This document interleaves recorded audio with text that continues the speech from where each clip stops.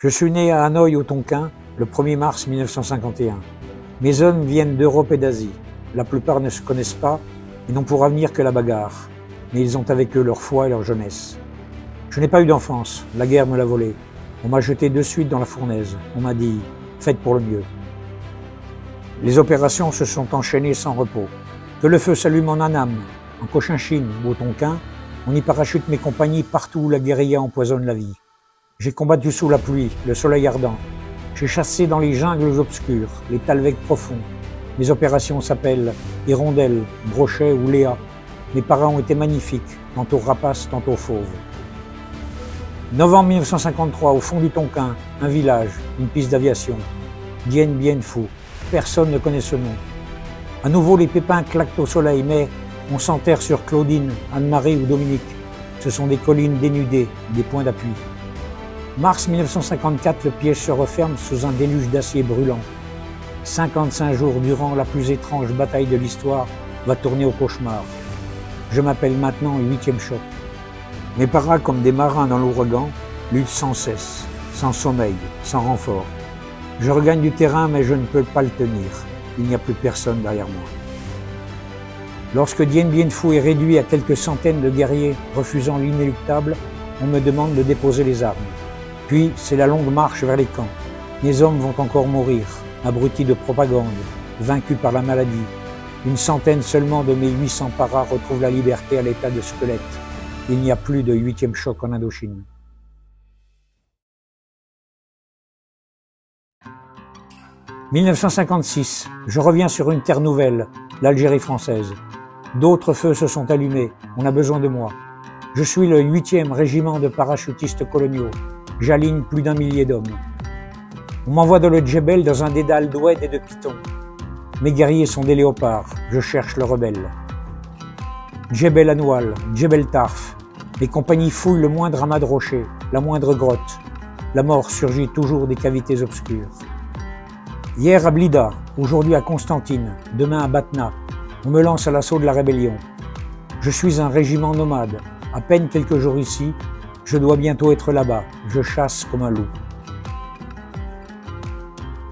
En décembre 1958, je deviens le 8e régiment de parachutistes d'infanterie de marine. Je n'ai aucun répit. Toutes les semaines, les armes brisent le silence. Le temps file, d'autres alertes, d'autres accrochages. En 1960, le peuple d'Algérie bouge. La politique s'empare des esprits. C'est le temps des barricades. L'année suivante, je suis dans les Aurès. La chasse continue, mais je sais déjà que le sort en est jeté. L'Algérie s'échappe. En juillet 1961, mon aventure se termine.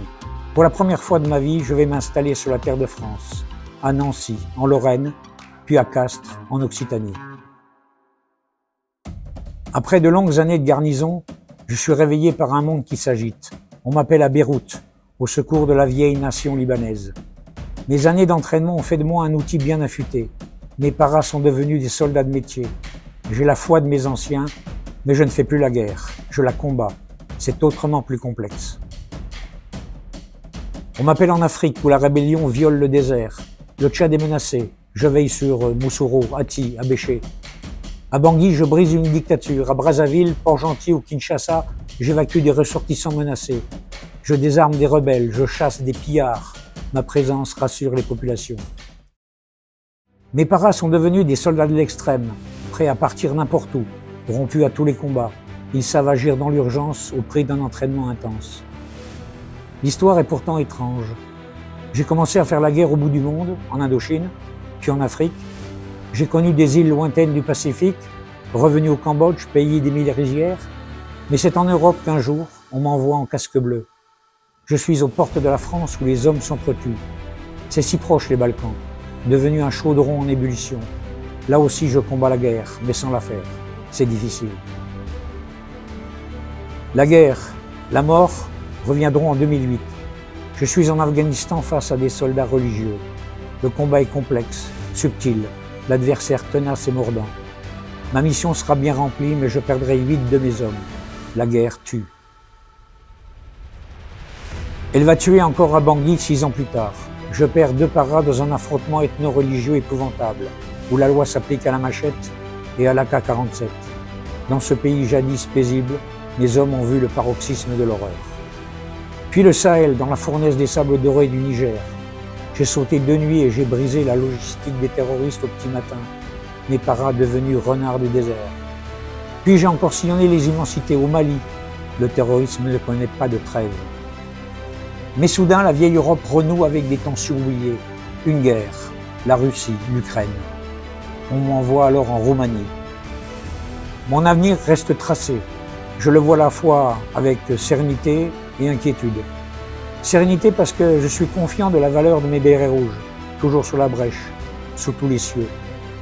Avec inquiétude aussi parce que la folie des hommes n'a pas de limite et à n'importe quel endroit du monde, le feu peut s'allumer. Je sais alors que l'on va me demander d'y aller, de faire ce qui est au-delà du possible, de faire ce que les autres ne veulent pas. Je ne devrais alors compter que sur mon courage, ma force et ma foi.